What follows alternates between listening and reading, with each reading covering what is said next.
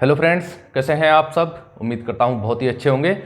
और आज से हम लोग स्टार्ट कर रहे हैं सीटेट की पहली क्लास से लेकर सीटेट के संपूर्ण सिलेबस होने तक आपको सभी क्लासेस रेगुलर देखनी है, ताकि जो हमारा टारगेट है सीटेट में मैथमेटिक्स में 30 नंबर लाने का, वो टारगेट पूरा हो सके।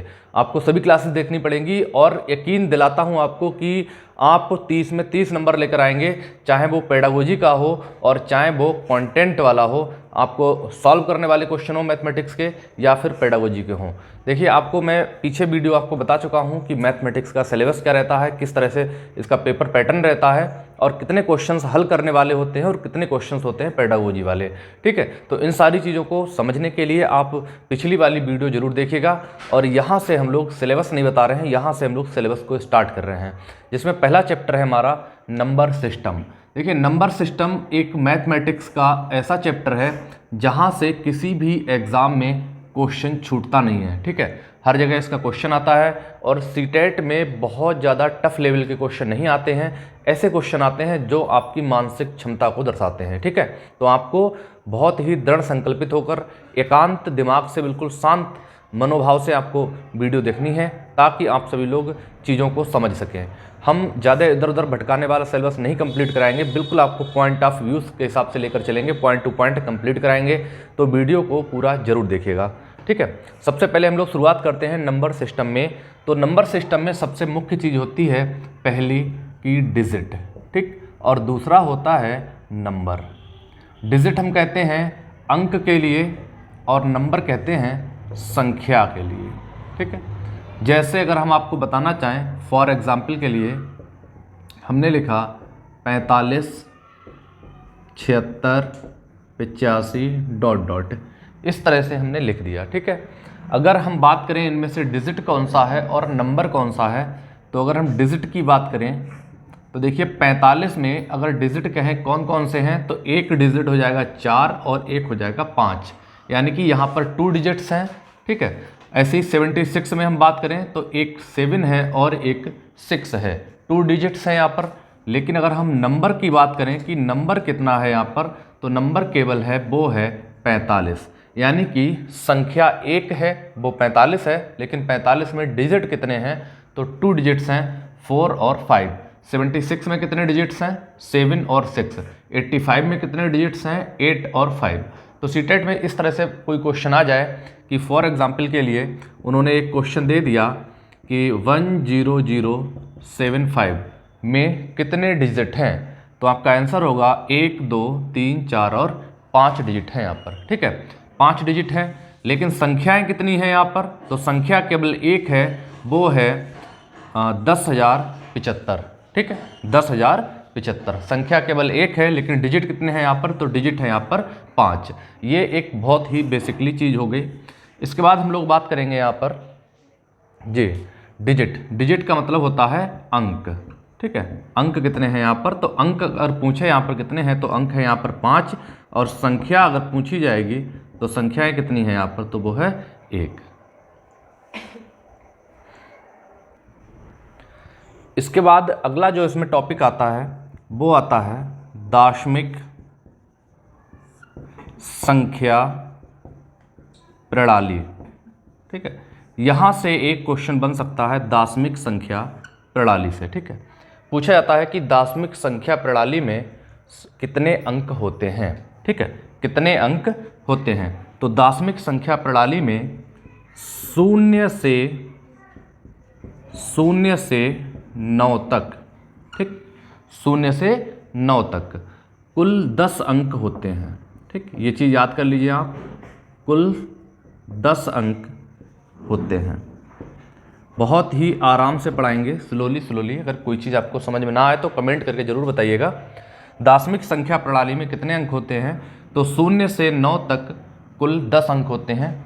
ठीक है, जिन्हें हम लोग लिखते हैं 0, 1, 2, 3, 4, 5, 6, 7, 8 और 9।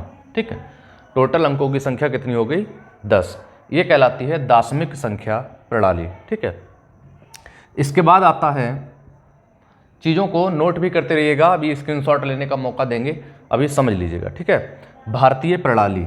इसके बाद आती है भारतीय प्रणाली। ठीक, भारतीय प्रणाली का अन्य दूसरा नाम क्या है? भारतीय प्रणाली का अन्य दूसरा नाम है हिंदू अरेबिक प्रणाली। ठीक है, हिंदू अरेबिक प्रणाली। ठीक, हिंदू अरेबिक प्रणाली। तो भारतीय प्रणाली का दूसरा नाम है हिंदू अरेबिक प्रणाली। इसका एक नाम और है हिंदू अरबी संख्यांकन। ठीक है, इसे हम कह सकते हैं हिंदू अरबी संख्यांकन। ऐसे भी क्वेश्चन में लिख के आ जाता है हिंदू अरबी संख्यांकन। तब भी आप ये समझ जाएंगे कि भारतीय प्रणाली की बात हो रही है। तो इसमें पूछते हैं भारतीय प्रणाली, हिंदू अरेबिक प्रणाली का दूसरा नाम क्या है? तो भारतीय प्रणाली है। और इसमें जो हम संख्याओं को पढ़ते हैं वो किस तरह से पढ़ते हैं, जैसे हम आपको बता दें, जैसे हमने कोई संख्या ली है उसे हमने पढ़ा है इकाई, दहाई, सैकड़ा, हजार, 10,000, लाख और 10 लाख, करोड़, 10 करोड़। इस तरह से हम लोग पढ़ते हुए चले जाते हैं। तो यहाँ से भी एक क्वेश्चन आपके पेपर में बनता है, संख्याओं को अंकों में लिखना और शब्दों में लिखना। ठीक है, तो वहाँ पे हमें इकाई, दहाई, सैकड़ा, हजार, 10,000 का ज्ञान होगा, तभी हम वहाँ पे जो है अंकों में और संख्याओं में लिख सकते हैं, शब्दों में लिख सकते हैं। ठीक है, इसके बाद हम लोग आगे बढ़ते हैं। एक चीज़ और आती है रोमन प्रणाली। ठीक है, रोमन प्रणाली यहाँ पे बता देता हूँ, इसे भी नोट कर लीजिए। रोमन प्रणाली, यहाँ से भी क्वेश्चन पूछा जाता है। देखिए, क्वेश्चन जहाँ जहाँ से भी आता है, जिन जिन टॉपिक से आता है वो सारे टॉपिक कंप्लीट कराएंगे। बस आप जो है साथ देते रहिएगा, रेगुलर जुड़े रहिएगा। हमें कमेंट करके बताइए कि सर हम रेगुलर पढ़ेंगे, तो आपको रेगुलर वीडियो मिलेगी।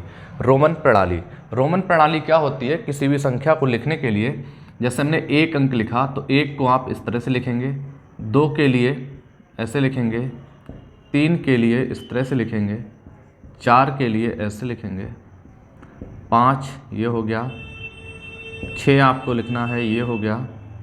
ठीक है, 7 लिखना है तो इस तरह से लिखेंगे, 8 लिखना है इस तरह से लिखेंगे, 9 लिखना है तो इस तरह से लिखेंगे, 10 लिखना है तो इस तरह से लिखेंगे। अगर आपको 11 लिखना है तो कैसे लिखेंगे? देखो, अभी 9 लिखा था तो इधर फर्स्ट लगा था, अब 11 लिखेंगे तो इस तरफ आ जाएगा ऐसे। ठीक, ऐसे 12 लिखेंगे तो इस तरह से आ जाएगा। ठीक, 13 को लिखना है तो यही 3 डॉट आ जाएंगे यहाँ पे इस तरह से। ठीक है, और इस तरह से आप सभी संख्याओं को लिखते हुए चले जाएंगे 100 तक।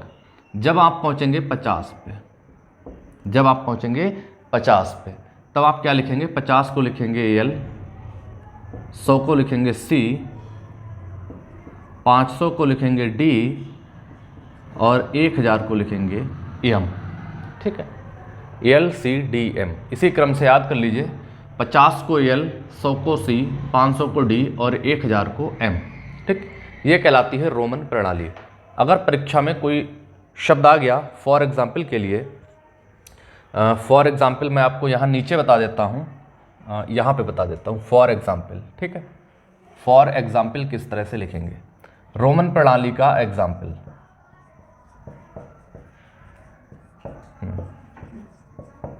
रोमन प्रणाली का एग्जाम्पल। ठीक है, इस तरह से आ गया LXXVI। आपको उन्होंने पूछा कि दी गई संख्या रोमन प्रणाली में दी गई है, इसका अंकों में कैसे लिखेंगे या मान क्या होगा इसका? तो आपका जो आंसर होगा वो क्या होगा? देखा, L का मान होता है 50। ठीक है, L का मान होता है 50, और जो हम X समझ लो या क्रॉस गुणा समझ लो, इस तरह का जो चिन्ह बनाते हैं, इसका मान है 10। हमने आपको बताया है। देखिए, यहाँ जो बना है इसका मान भी कितना है? 10 है, और ये जो नंबर बना है इसका मान है 5। ठीक है, और ये है इसका मान है 1। आप टोटल करेंगे 50, 10, 60, 70, 75 और 1 76। तो रोमन अंकों में लिखी संख्या है वो क्या है? 76 है। तो इस तरह का कोई क्वेश्चन आ जाएगा तो आप उसे आसानी से बना लेंगे। ठीक है, यहाँ तक का स्क्रीनशॉट ले लीजिए, इसके बाद हम आगे बढ़ते हैं। इसके बाद हम लोग आगे बढ़ते हैं। अगला जो क्वेश्चन आपका आता है वो आता है बारंबारता और टेली चिन्हों से। ठीक, बारंबारता और टेली चिन्ह, यहाँ से भी 2-3 बार क्वेश्चन पूछा गया है। तो बारंबारता और टेली चिन्ह किस तरह से बनाते हैं इसे आप समझ लीजिए। ठीक है, जैसे कोई संख्या लिखी है 1, ठीक, इसका हमें टेली चिन्ह बनाना है तो हम 1 बना देंगे इस तरह से। ठीक है, संख्या लिखी है 2, इसका टेली चिन्ह हमें बनाना है तो हम 2 ऐसे ऐसे अलग अलग बनाएंगे। ठीक है, हमें संख्या लिखी है 3, इसको लिखना है तो 1, 2 और 3 इस तरह से लिखेंगे। संख्या लिखी है 4, इसको लिखना है तो 1, 2, 3, 4 बिल्कुल अलग अलग बना देंगे। संख्या लिखी है 5, इसको लिखना है तो हम 4 लाइनें खड़ी खड़ी इस तरह से खींचेंगे। ठीक है, 4 लाइनें खड़ी खड़ी इस तरह से खींचेंगे और एक लाइन इनको कट करती हुई इस तरह से खींच देंगे। ये 5 का होता है। ठीक है, संख्या लिखी है 6, तो इसका टेली चिन्ह जो बनेगा वो इस तरह से बनेगा 1, 2, 3, 4 और एक लाइन इस तरह से खींचेंगे 5 और एक अलग बना देंगे, क्या हो गया 6। ठीक है, पेपर में एक चीज़ खास तौर से ध्यान देनी है कि ये जो लाइन है वो यहाँ से यहाँ तक गई है, यानी कि लेफ़्ट से राइट तक। ऐसे राइट से लेफ़्ट जो आएगी वो गलत हो जाएगी। ये चीज़ आपको ध्यान रखनी है कि वहाँ पे ऑप्शन आपको इस तरह से भी मिल सकता है, वो इस तरह का बना दें। ठीक है, एक लाइन इधर से डाल दें तो ये गलत हो जाएगा। ये चीज़ जो है ये गलत है और ये वाला बिल्कुल सही है, तो ये चीज़ का विशेष रूप से ध्यान देना है। 7 अगर हम लिखेंगे तो किस तरह से लिखेंगे, 1, 2, 3, 4 और एक क्रॉस करती हुई लाइन खींचेंगे और 2 लाइनें बिल्कुल अलग बना देंगे। ठीक है, ये हो गया 7। अगर हमको 8 लिखना है तो हम लिखेंगे 1, 2, 3, 4 एक लाइन ऐसे खींचेंगे।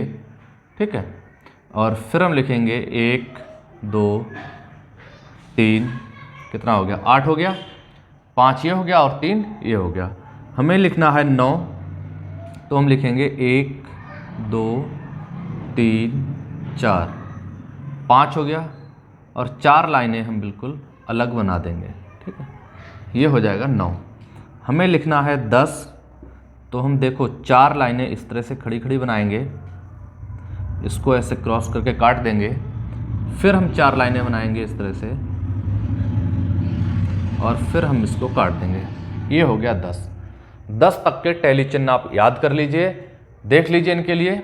इसके आगे का भी अगर कोई टेली चिन्ह बनाने के लिए आता है, जैसे 11 का आ गया तो 10, 10 और एक सिंगल यहाँ पे। ठीक है, इस तरह से आप बना लेंगे। 10 से ज़्यादा नहीं आएगा पेपर में, और यहीं से एक क्वेश्चन आया हुआ है टेली चिन्ह से, तो ये आपके लिए बहुत ज़्यादा इम्पॉर्टेंट है। इसे नोट कर लो, इसका स्क्रीनशॉट ले लो। इसके बाद हम इससे भी ज़्यादा इम्पॉर्टेंट टॉपिक पर आगे बढ़ते हैं।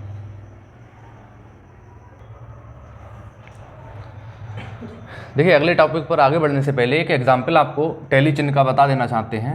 जैसे अगर किसी को कन्फ्यूजन हो रहा हो तो कई सारी संख्याएं उन्होंने दे दी, संख्याएं 2, 5, 5, 6, 7, 8, 6, 7, 5, 2, 2, 5, 7, 8 और आगे दे दी 9। ठीक है, ऐसे करके कई सारी संख्याएं आएंगी और वो कहेंगे कि 5 का टेली चिन्ह क्या होगा। ठीक है, इस तरह से भी क्वेश्चन आ सकता है और सीधे तौर पे भी क्वेश्चन आ सकता है कि 5 का टेली चिन्ह क्या होगा, या 9 का टेली चिन्ह क्या होगा, 8 का टेली चिन्ह क्या होगा, तो किस तरह से बनाएंगे। ठीक है, वही चीज़ हमने आपको भी बताई थी कि बारंबारता, ठीक, और टेली चिन्ह। अब हमने ये देखा कि हमारे इस क्वेश्चन में तो केवल उन्होंने 5 का टेली चिन्ह पूछा है, तो पहले हम 5 का ही टेली चिन्ह बना देते हैं। तो हमने लिखा कि जो संख्या हमारी 5 है, संख्या 5 है, वो यहाँ कितनी बार आई हुई है। ठीक है, तो 1, 2 और आगे कहाँ पे है 3 और 4, यानी कि जो 5 नंबर है हमारा, जो संख्या 5 है वो 4 बार आई हुई है, तो 5 यहाँ पे जो संख्या है वो संख्या लिख देता हूँ। संख्या जो हमारी है वो 5 है, उसकी बारंबारता कितनी है, 4 है, यानी कि 5 नंबर जो है वो 4 बार आया हुआ है। और इसका जो टेली चिन्ह बनेगा वो बनेगा 1, 2, 3 और 4, इस तरह से ये होता है इसका टेली चिन्ह। ऐसे ही संख्या अगर हम 6 का निकालें, 6 का बताना चाहें, जो संख्या हमारी 6 है वो कितनी बार आई हुई है, आप ये देखिए 6 देखो यहाँ पर 1, 2 और आगे तो कहीं है नहीं, यानी कि 6 जो है वो कितनी बार आई है, 2 बार आई हुई है। तो इसका टेली चिन्ह कैसे बनेगा 6 का, 1, 2 बार आई है इसलिए 2 टेली चिन्ह हो गया। ठीक है, ऐसे ही अगर हम 7 का चेक करना चाहें, संख्या 7 का चेक करेंगे तो 7 कितनी बार आया है, ये देखेंगे 1, 2, 3, 7 जो है वो कितनी बार आया है, 3 बार। ठीक है, तो इसका टेली चिन्ह कैसे बनेगा, 1, 2, 3 डंडे खींच देंगे। ठीक है, आप चाहें तो केवल इस तरह से 1, 2, 3 ऐसे करके भी 3 डंडे खींच सकते हैं।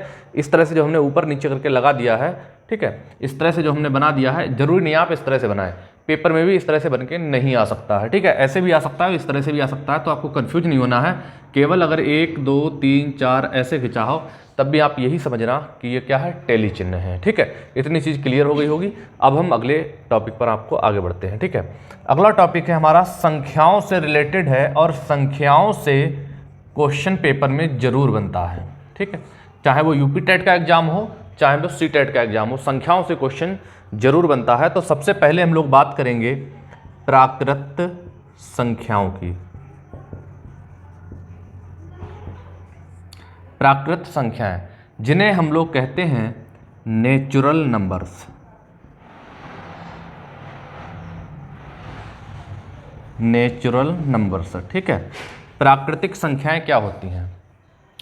प्राकृतिक संख्याओं को हम n से इंडिकेट करते हैं और ये होती हैं 1, 2, 3, 4, 5, 6, 7, 8, 9 आगे जहाँ तक आप गिन सकें, ये सभी कहलाती हैं प्राकृतिक संख्याएं। ठीक है, यानी कि वस्तुओं को गिनने वाली संख्याएं क्या कहलाती हैं?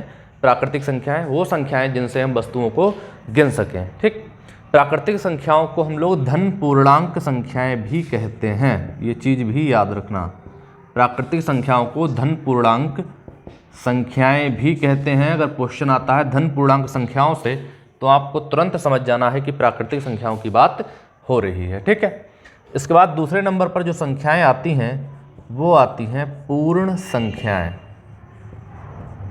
पूर्ण संख्याएं, पूर्ण संख्याओं को हम लोग कहते हैं होल नंबर्स। होल नंबर्स, ठीक है, पूर्ण संख्याओं को होल नंबर्स कहते हैं। ठीक, पूर्ण संख्याएं कौन सी होती हैं? ठीक है, पूर्ण संख्याओं को W से इंडिकेट करते हैं यदि प्राकृतिक संख्याओं से पहले हम शून्य को शामिल कर लें। 0, 1, 2, 3, 4, 5, 6, 7, 8 ... प्राकृतिक संख्याओं से पहले शून्य को शामिल कर लें तो वो सभी संख्याएं कहलाती हैं पूर्ण संख्याएं। ठीक है, यहाँ से भी क्वेश्चन बनता है पेपर में। किस तरह से? आपसे फॉर एग्जाम्पल के लिए क्वेश्चन पूछ लिया जाएगा कि निम्न में कौन सी प्राकृतिक संख्या है। ठीक, तो प्राकृतिक संख्या कौन सी है? जैसे फॉर एग्जाम्पल आ गया क्वेश्चन कि निम्न में कौन सी पूर्ण संख्या है, इस तरह से क्वेश्चन आया, निम्न में कौन सी पूर्ण संख्या है। ठीक है, पहला ऑप्शन दिया हो वहाँ पे 1, दूसरा ऑप्शन दिया हो 0, तीसरा ऑप्शन दिया हो 1, 2, 3 और चौथा ऑप्शन दिया हो वहाँ पर 4। ठीक है, इस तरह का अगर क्वेश्चन आता है तो आपको लगाना है निम्न में कौन सी पूर्ण संख्या है। तो हमारा जो सही आंसर होगा वो होगा 0। 0 एक पूर्ण संख्या है। अगर जोड़े के रूप में आ जाए, अगर ऑप्शन इस तरह से होता कि अगर कोई भी ऑप्शन इस तरह से दिया होता, जैसे पहला ऑप्शन दे देते 0, 1, 2, दूसरा ऑप्शन दे देते 1, 2, तीसरा ऑप्शन दे देते 1, 2, 3, ... चौथा ऑप्शन दे देते वहाँ पर 1। पूछते कौन सी पूर्ण संख्याओं का जोड़ा है, तो हमारा ऑप्शन होता बिल्कुल ए वाला बिल्कुल राइट आंसर है। क्योंकि जब हम संख्याओं से पहले शून्य को शामिल कर लेते हैं फिर वो सभी संख्याएं पूर्ण संख्याएं हो जाती हैं, और अगर हम शून्य को हटा देते हैं तो वो संख्याएं पुनः प्राकृतिक संख्याएं हो जाती हैं। जब तक शून्य शामिल है तब तक वो पूर्ण है, अगर शून्य शामिल नहीं है तो वो प्राकृतिक संख्याएं हैं। ठीक है, इस तरह से अगर पूछे कि एक कैसी संख्या है तो एक जो है वो सिर्फ प्राकृतिक संख्या है। ठीक है, एक कैसी है? प्राकृतिक संख्या है। इतना नोट करिए, फिर आगे बढ़ते हैं। देखिए, इसके बाद हम लोग आगे बढ़ते हैं पूर्णांक संख्याओं पर। पूर्णांक संख्याएं क्या होती हैं? पूर्णांक संख्याओं को हम इंटीजर नंबर्स कहते हैं। ठीक है, पूर्णांक संख्याओं में कौन कौन सी संख्याएं आती हैं ये थोड़ा सा समझ लीजिए। पूर्णांक संख्याओं में जो ऋणात्मक संख्याएं होती हैं, ऋणात्मक, ठीक, ऋणात्मक, धनात्मक और शून्य, ठीक है, सभी संख्याओं के समूह को पूर्णांक संख्याएं कहते हैं। जहां पे थ्योरी लिखवाने की जरूरत होगी वहां मैं लिखवा दूंगा, जहां जरूरत नहीं होगी वहां पे ऐसे ही बता दूंगा, क्योंकि समय की भी हमें बचत करनी है। ठीक है, तो ऋणात्मक, धनात्मक, शून्य सभी संख्याओं के समूह को हम क्या कहते हैं? पूर्णांक संख्या कहते हैं। जैसे फॉर एग्जाम्पल के लिए पूर्णांक संख्याओं को हम z से इंडिकेट करते हैं, आपको बता दूं, लेकिन इन्हें हम कहते हैं इंटीजर नंबर से। ठीक है, इंटीजर नंबर। अब इंटीजर नंबर्स i से इंडिकेट करना चाहिए, लेकिन फिर भी हम इसे z से इंडिकेट क्यों करते हैं, इसका भी एक कारण है। ठीक है, पहले संख्याएं आप लोग समझ लीजिए, फिर मैं बताता हूं z से इंडिकेट क्यों करते हैं। देखिए, पूर्णांक संख्याओं में ऋणात्मक, धनात्मक और शून्य सभी संख्याएं आती हैं। जैसे फॉर एग्जाम्पल के लिए -3, -2, -1, डॉट डॉट 0, डॉट डॉट +1, +2, +3। ठीक है, ये सभी संख्याएं क्या हैं? ये सभी संख्याएं हैं इंटीजर नंबर्स, यानी कि पूर्णांक संख्याएं। अगर कोई संख्या माइनस वाली है तब भी वो पूर्णांक है, कोई संख्या प्लस वाली है तब भी वो पूर्णांक है, और शून्य है तब भी वो कैसी है? पूर्णांक है। ठीक है, अब हम बात करते हैं z से इंडिकेट करने का कारण क्या है। z से प्रदर्शित इसलिए किया जाता है क्योंकि ZEHLEAN क्या हो गया? ज़ेलन। ज़ेलन नामक एक जर्मन गणितज्ञ हुआ करते थे। ठीक, इन्होंने सबसे पहली बार पूर्णांक संख्याओं की खोज की थी। पूर्णांक संख्याओं की इन्होंने खोज की, लेकिन जब अंतर्राष्ट्रीय पद्धति होती है वहाँ संख्याओं को एक संकेत चाहिए होता है। उस संकेत के लिए उन्होंने जब अप्लाई किया तो वहाँ पे आई जो है पहले ही फिल हो चुका था। ठीक है, तो आई संकेत तो उन्हें मिला नहीं, तो क्या कहा उन्होंने? कहा कि हम आपको z आपके नाम से ही संकेत दे देते हैं। जैसे हम नेचुरल नंबर को n से इंडिकेट करते हैं, ठीक है, होल नंबर्स को w से इंडिकेट करते हैं, वैसे ही पूर्णांक संख्याओं की खोज आपने की है तो आपके नाम से ही हम इसे z का सिंबल दे देते हैं। ठीक है, तो इसीलिए पूर्णांक संख्याओं को z से प्रदर्शित किया जाता है। तो माइनस वाली, शून्य और प्लस वाली सभी संख्याएं क्या कहलाती हैं? पूर्णांक संख्याएं कहलाती हैं। ठीक है, पूर्णांक संख्याओं के बाद आती हैं हमारी सबसे आसान सी सम संख्याएं। सम संख्याएं जिन्हें हम इवन नंबर्स कहते हैं। ठीक, सम संख्याएं को होती हैं जो 2 से कट जाएं, जो 2 से विभाजित हो जाएं।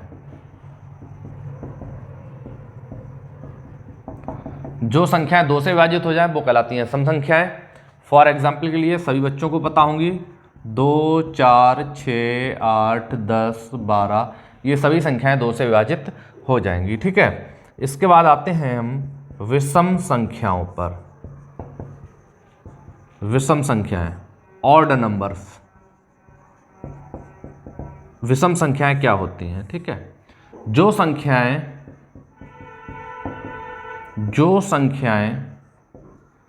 2 से विभाजित ना हो,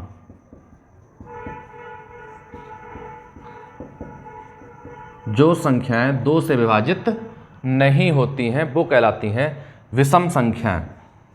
फॉर एग्जाम्पल के लिए 1, 3, 5, 7, 9, 11, 13, 15, 17 डॉट डॉट अनंत तक आप काउंट करते जाइए। ये सभी संख्याएं क्या हैं? विषम संख्याएं हैं। हालांकि आपको पता होगा सम और विषम बहुत ही छोटी चीज़ है, लेकिन क्वेश्चन पेपर में ये आता है कि निम्न में कौन सी संख्या सबसे छोटी विषम संख्या है। ठीक है, तो सबसे छोटी विषम संख्या जो है वो है हमारी 1 और सबसे छोटी सम संख्या जो है वो है हमारी 2। ठीक है, सबसे छोटी सम संख्या 2 है, सबसे छोटी विषम संख्या 1 है। क्वेश्चन ये भी आ सकता है कि सबसे छोटी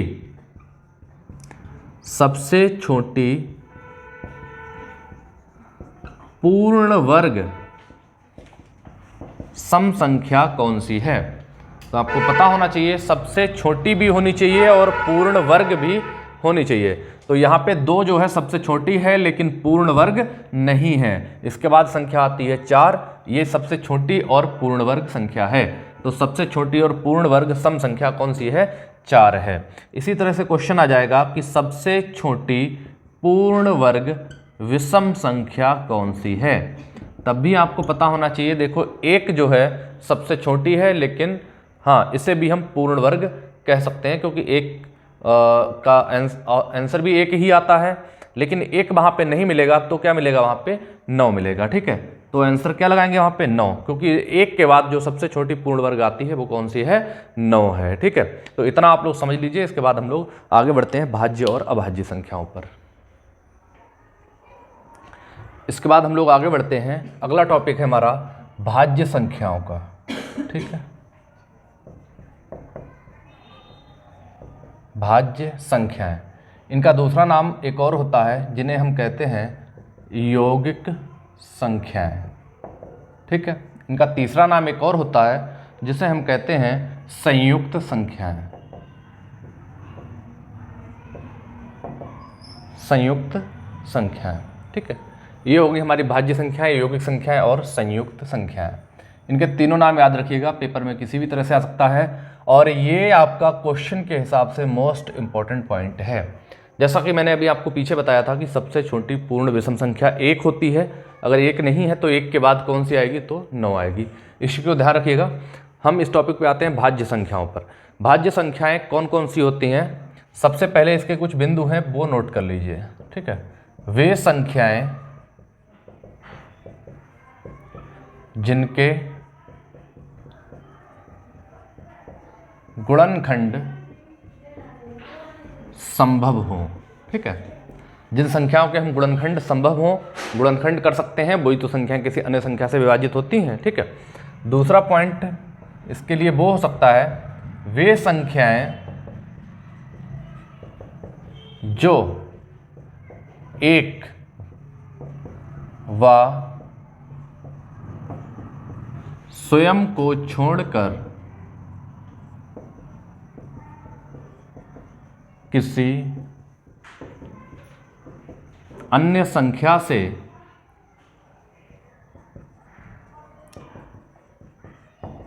विभाजित हो जाएं।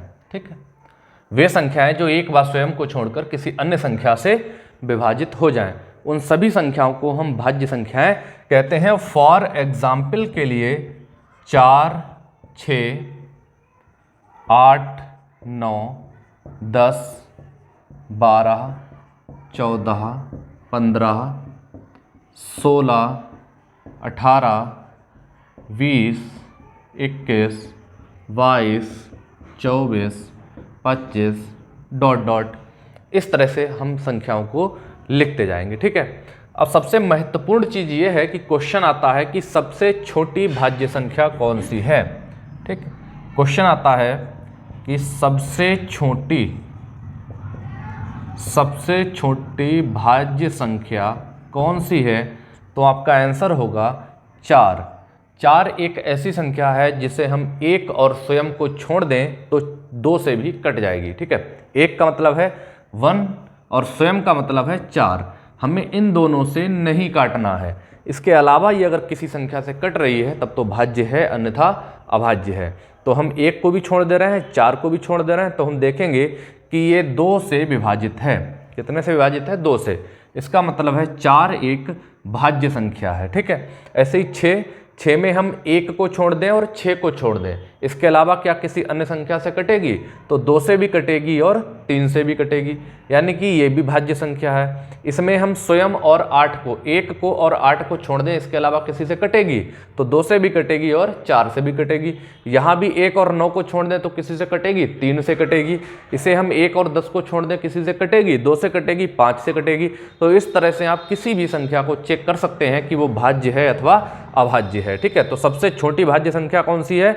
वो है 4। ठीक, इसके बाद आता है सबसे छोटी पूर्ण वर्ग भाज्य संख्या कौन सी है? तब भी आंसर हमारा क्या होगा? 4, क्योंकि 4 सबसे छोटी भी है और पूर्ण वर्ग भी है और भाज्य भी है। अगर प्रश्न ये आ जाए कि सबसे छोटी पूर्ण वर्ग भाज्य सम संख्या कौन सी है, तब भी आंसर हमारा क्या होगा? 4 ही होगा, क्योंकि 4 में ये सभी क्वालिटीज़ हैं, पूर्ण वर्ग भी है, सम भी है और भाज्य भी है। ठीक है, इसके बाद इसी में अगला पॉइंट ये आ जाए कि सबसे छोटी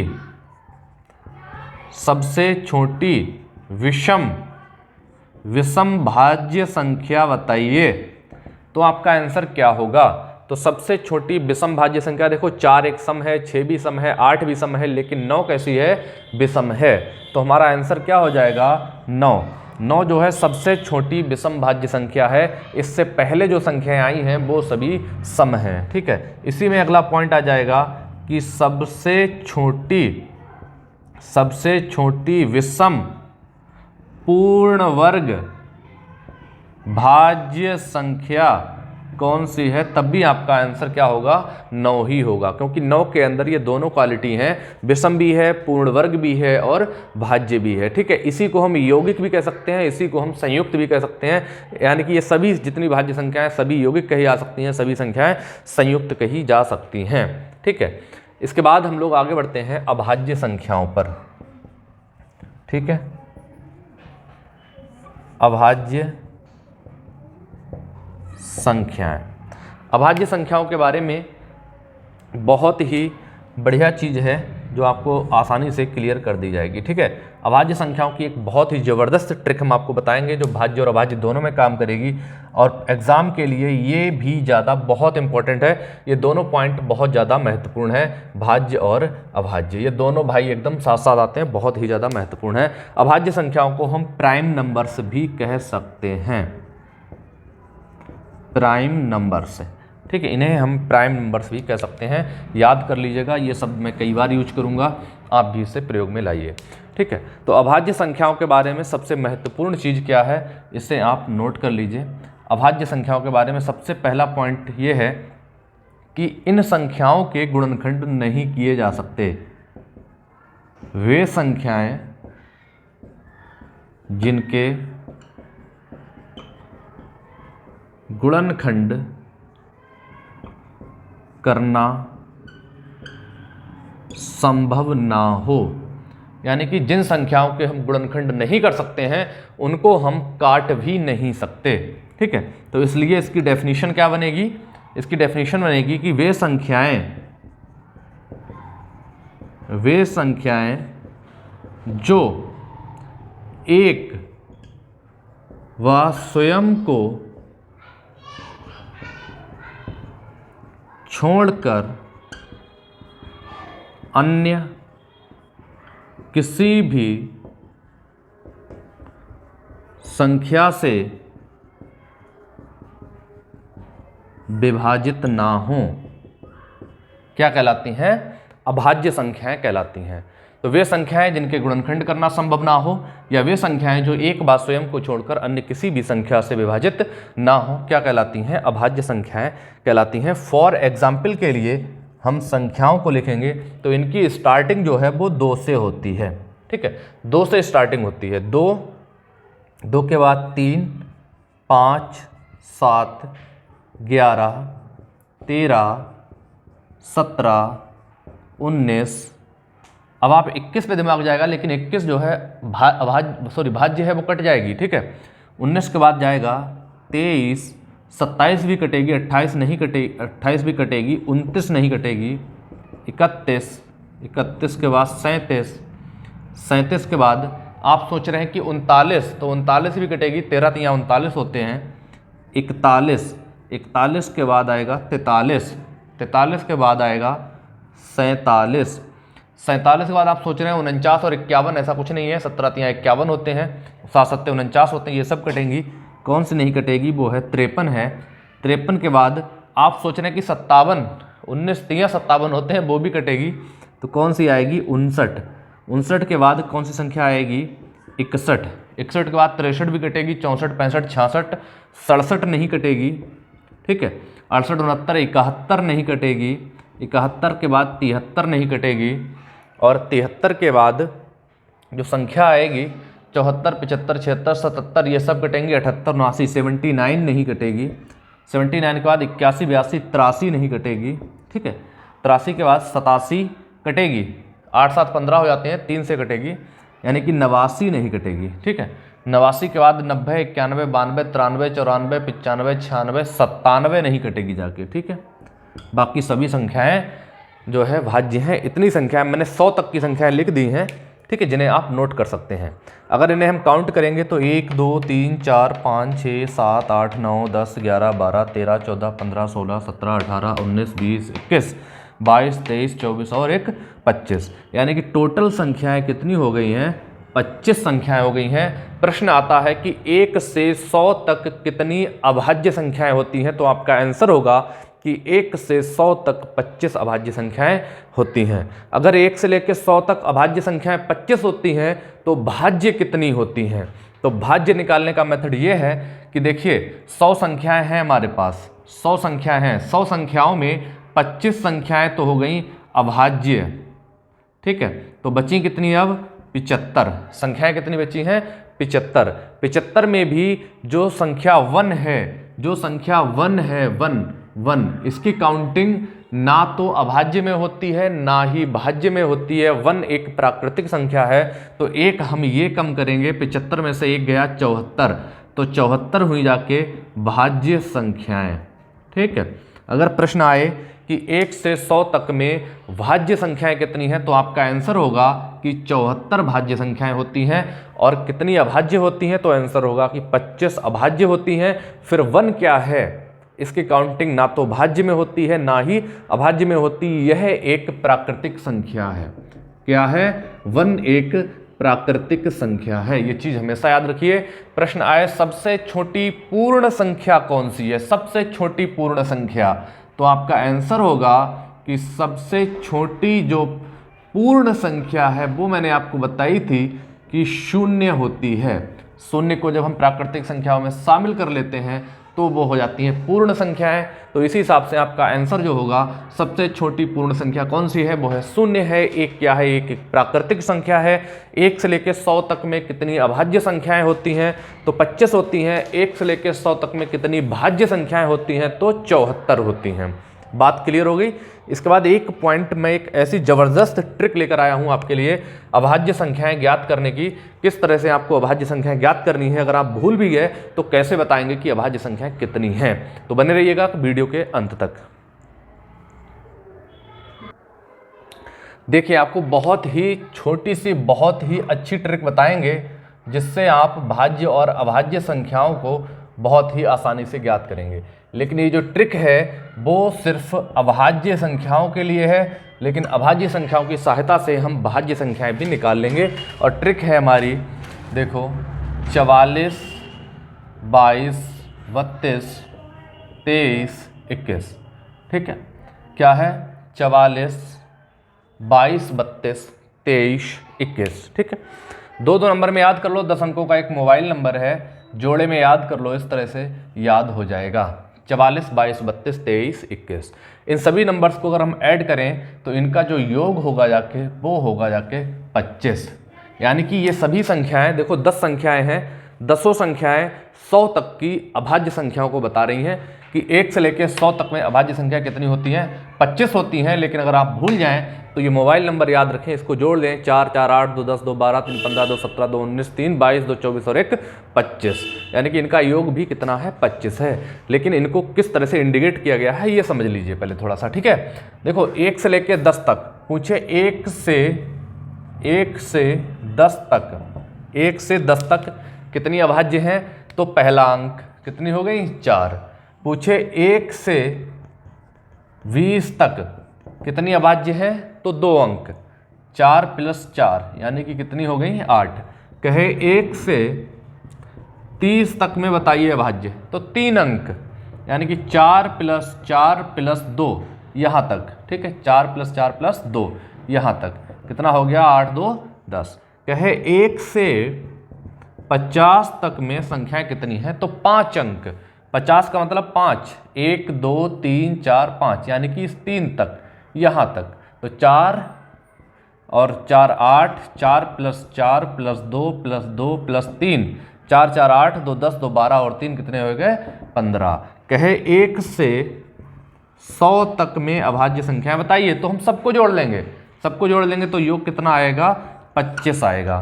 तो ये संख्याएं अभाज्य निकालने के लिए है और इन्हीं की सहायता से हम भाज्य संख्याओं को भी ज्ञात कर सकते हैं। प्रश्न ये आया हुआ है कि 1 से 75 तक की संख्याओं में भाज्य संख्याएं कितनी होंगी, भाज्य संख्याएं कितनी होंगी। ठीक है, या तो 75 तक की संख्याएं आप नोट करो, फिर उसमें से ढूंढो कि भाज्य कितनी है और अभाज्य कितनी है, या फिर हमारी ट्रिक लगा लो और इससे ज्ञात कर लो कि भाज्य कितनी है और अभाज्य कितनी है। ठीक है, तो 75 तक की संख्याएं आपको लिखनी है, लेकिन हमारी ट्रिक ये कहती है कि हम एक बार में हम 70 तक की संख्याएं बता देंगे कि अभाज्य और भाज्य कितनी है। तो 70 तक की निकालने के लिए आपको 7 अंक जोड़ने होंगे, तो 1 2 3 4 5 6 7 यानी कि यहाँ तक हम काउंट कर लेंगे तो हम 70 तक की संख्याएं ज्ञात कर लेंगे। ठीक है, 4 4 8, 2 10, 2 12 और 3 15 और 2 17 और 2 19 यानी कि योग कितना हो गया 19 हो गया। कहाँ तक 70 तक, और 70 के बाद की यानी कि कहाँ तक 75 तक। 70 से 75 तक की जो भाज्य संख्या है उन्हें आप नोट कर लो। 70 तक तो ये हो गया, ठीक सॉरी ये 70 तक हो गई अभाज्य। 70 तक में अभाज्य संख्या कितनी आ गई 19। ठीक, 70 तक में अभाज्य आ गई 19 और 70 के बाद 75 तक की अभाज्य और जोड़ लो कितनी होंगी जाके। 70 के बाद 75 तक में देखो एक आती है 71, ये भी अभाज्य है। ठीक है, और एक आती है 73, ये भी अभाज्य है। यानी कि 2 संख्याएं और बढ़ गई, 19 और 2 कितनी हो गई 21 अभाज्य हो गई। तो 1 से 75 तक में 21 तो होती हैं अभाज्य, और प्रश्न में इन्होंने क्या पूछा कि भाज्य संख्याएं कितनी होंगी। तो हम 75 में से 21 घटा देंगे, तभी जो बचेंगी वो बची हैं 5 में से 1 गया कितना बचा 4 और 7 में से 2 गए 5, यानी कि 54 संख्याएं बची हैं। 54 संख्याओं में हम एक और माइनस करेंगे जो ना भाज्य है और ना अभाज्य है। 54 में से 1 गया कितना बचा 53। 53 जो है भाज्य संख्याएं होंगी। 1 से 75 तक में 53 तो भाज्य होंगी और 21 कैसी होंगी अभाज्य, यानी कि एक ही बार में हमने 2 आंसर ज्ञात कर लिए। ठीक है, ये ट्रिक है हमारी भाज्य और अभाज्य संख्याओं की। वीडियो को पूरा जरूर देखिए, पहली क्लास थोड़ी लंबी हुई है, लेकिन आगे से हम प्रयास करेंगे क्लास को थोड़ा सा छोटा करें जिससे आप लोग बोर ना हो पढ़ने में। ठीक है, पहली बार जो साथी हमारे चैनल पर आए हो अगर उनको क्लियरली समझ में आया हो तो कमेंट करके हमें जरूर बताएं, ताकि हमारा थोड़ा सा और मनोबल बढ़ सके कि हम आपको बहुत बेहतरीन तरीके से पढ़ा सकें। ठीक है, चैनल को सब्सक्राइब जरूर करिएगा, दोस्तों के साथ शेयर करना मत भूलिएगा। टारगेट है हमारा मैथ में 30 नंबर लाना। ठीक है, वो मैं आपको दिला के रहूँगा गारंटी के साथ। मिलते हैं नेक्स्ट वीडियो में। जय हिंद दोस्तों।